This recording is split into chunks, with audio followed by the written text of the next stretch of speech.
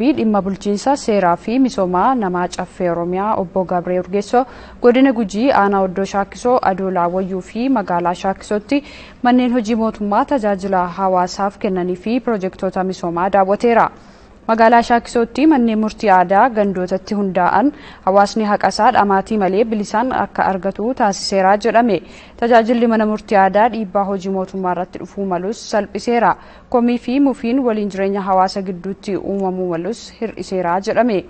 Dhimmoonni mana murtii idileetti furmaata argachuuf yeroo dheeraa fudhatan ariitiin furamuun duudhaan Oromummaa ganamaas bakkatti deebi'aa dhufuutu eerame.